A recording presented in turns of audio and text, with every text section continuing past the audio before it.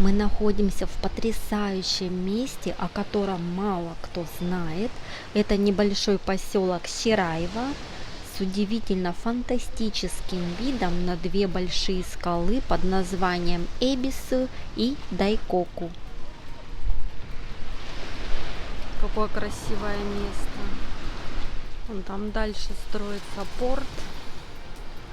Раньше тут пляж, конечно, был больше, но сейчас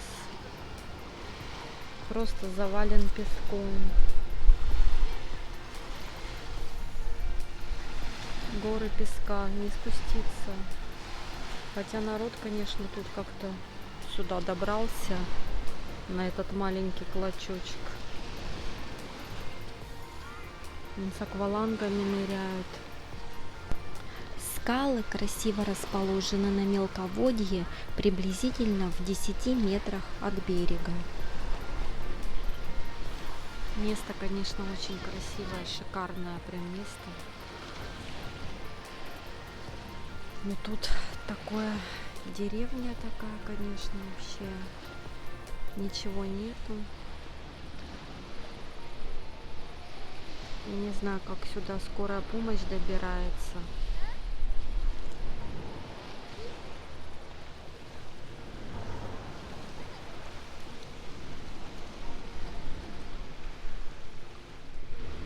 Когда мы сюда приехали в прошлом году, здесь места было намного больше. Даже не знаю. Но сейчас все, спуска к воде нету. Спуска к воде нету. Или есть спуск к воде, надо пойти посмотреть. Просто интересно. Люди же как-то спускаются туда. По секретному. Но место шикарнейшее. Вообще просто красота. Я думаю, что они как-то спускаются вниз по лестнице. А где именно, хотелось бы знать. Вот приехало несколько машин. Вот. Потому что не может такого быть, чтобы не было сюда подхода к воде. Ой-ой-ой-ой-ой-ой. Вот отсюда вот идут и спускаются. Как это я нашла? Я нашла сюда выход. И вот отсюда выход. Тут вон какие-то еще номера. Что это за номера странные?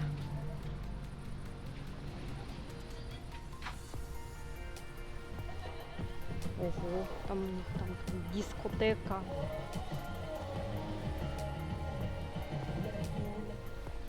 Подход к воде именно через эти дебри. Прекрасно.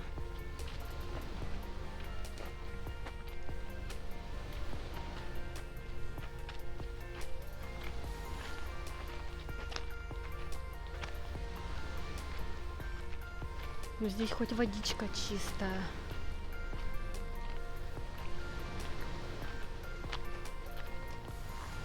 Какая красота.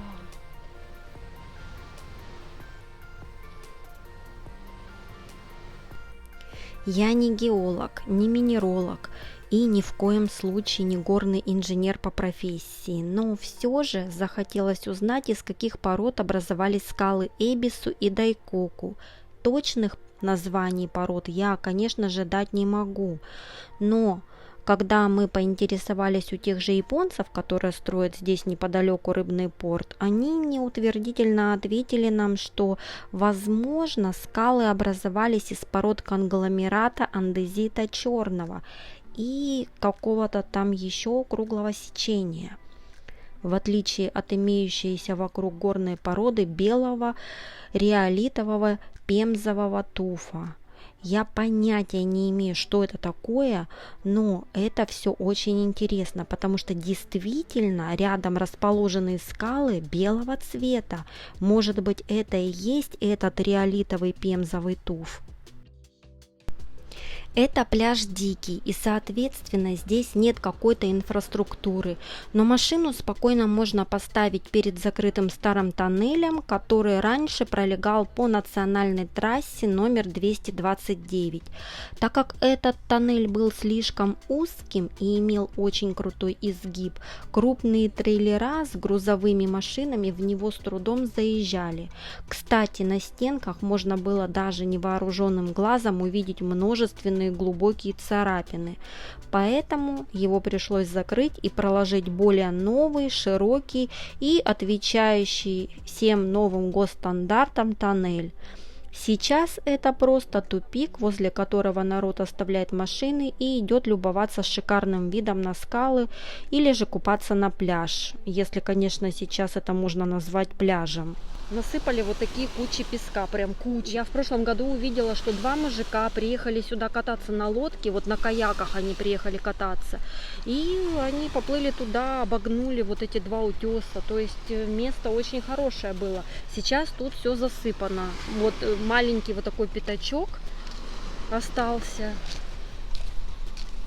И все. То есть остальное, основной берег засыпан вот такими горами песка. Скалы Эбису и Дайкоку почему-то все чаще сравниваются с скалами Миотойва, побережья района Футами, префектуры Мие. Там две столбовидные скалы, соединенные веревкой Симинава, считаются священным местом поклонения.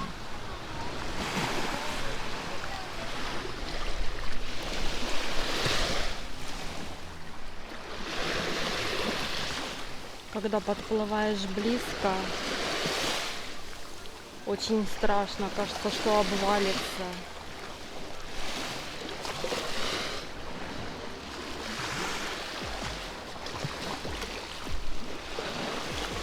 Водичка наичистейшая.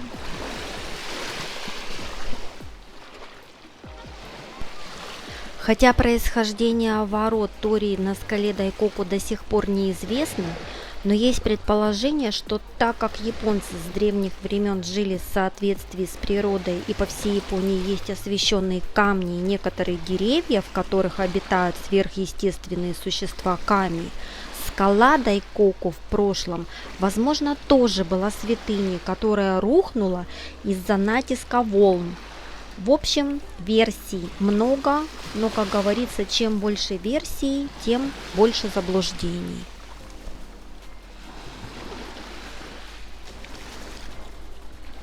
Но возле водорослей уже глубоко плавать.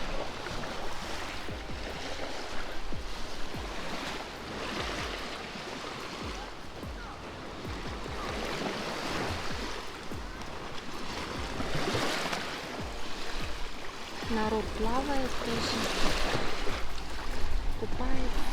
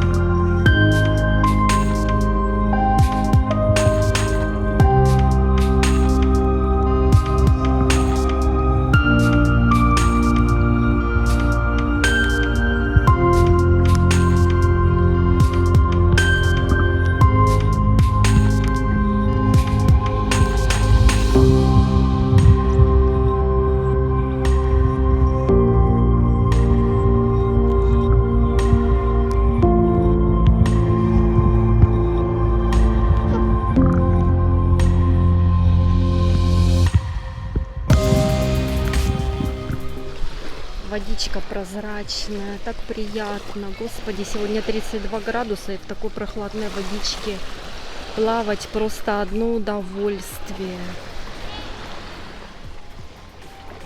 Мы уже поныряли под воду, посмотрели, какой здесь подводный мир. Вокруг вот этих двух утесов растут водоросли. Очень густо, кстати. То есть за утес ты уже туда не заплывешь, нужен акваланг. Маска, вернее, нужна подводная, а мы ни очки, ни маску не взяли сегодня. Мы сегодня так, налегке.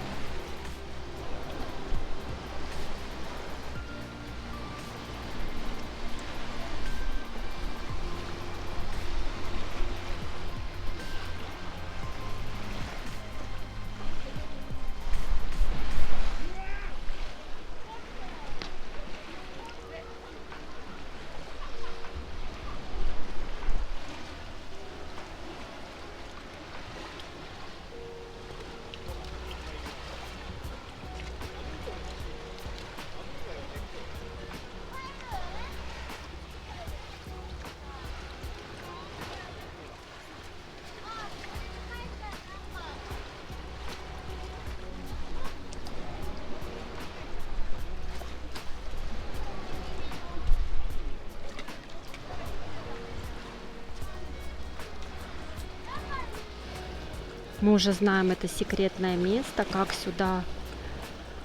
сюда приехать и как сюда спуститься. Самое главное, мы знаем спуск.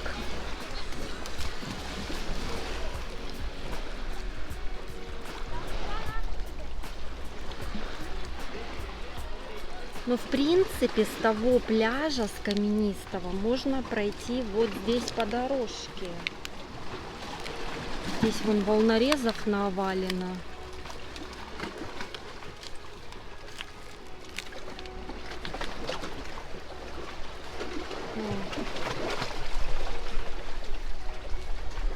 Странно просто, что оттуда выливается. Какая-нибудь выдра выскочит.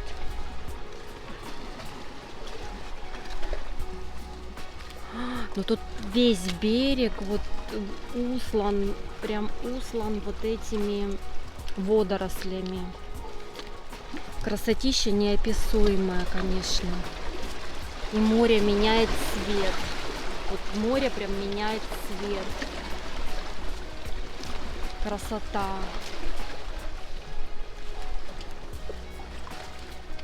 Я сейчас попробую пройти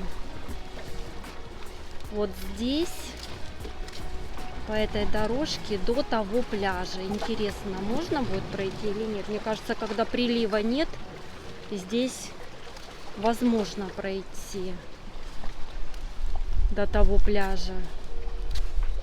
Но в прошлом году мы, когда туда приезжали, в кустах было очень много мусора. Ну, что-то как-то там очень сильно укакано, скажем так. А вот если я сейчас дойду до того места... Ого! Сколько мокриц!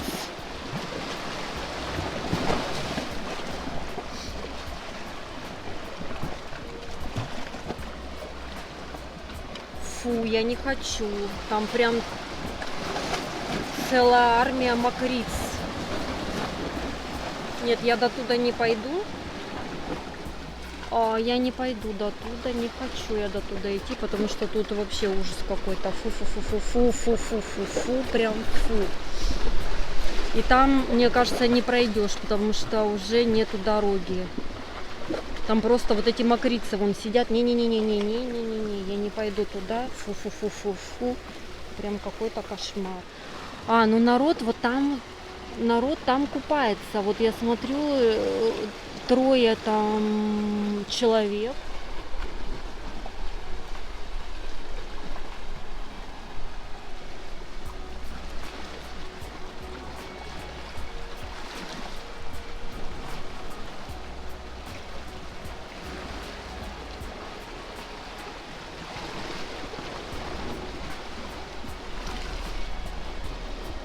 Японцы обтягивают специальной канатной сеткой в случае обвала.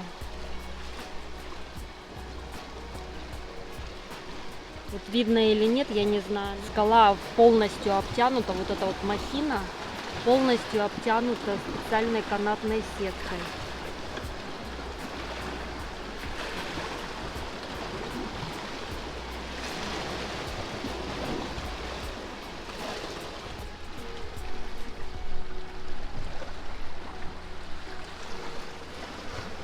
Какая красивая вода.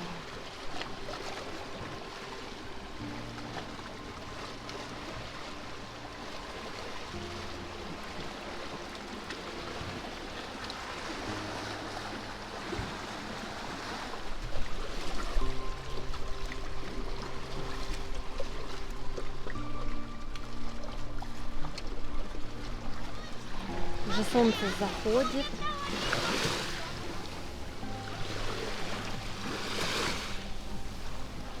Нам надо собираться домой. Из-за этого моста и из-за высокой горы солнце заходит именно за деревья. Поэтому вот мы приехали здесь сначала, солнце было примерно с этой полоски и дальше, а сейчас полностью пляж в тени. В принципе, здесь в будние дни машину поставить можно.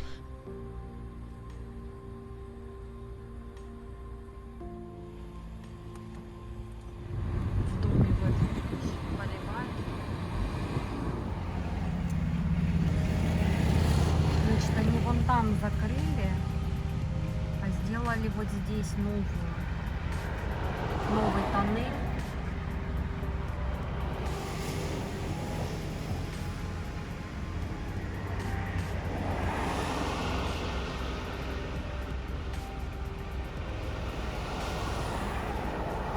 Против обвалов. Поселок Йоичи.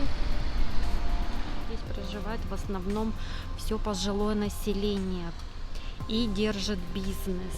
У многих здесь фермы фруктовые, и они выращивают на продажу овощи и фрукты. Вот мы сейчас заехали в поселковый Ралфмар. Вообще поселок Йоичи славится своей винокурней. Винокурню в 1934 году основал Масатака Такэцуру после того, как несколько лет сам лично изучал секреты производства виски в Шотландии.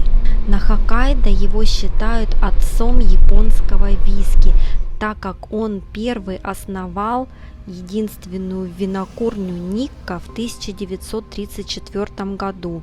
Естественно, эта винокурня находится в поселке Йоичи к западу от Саппоро и неподалеку от Отару. Поселковая школа.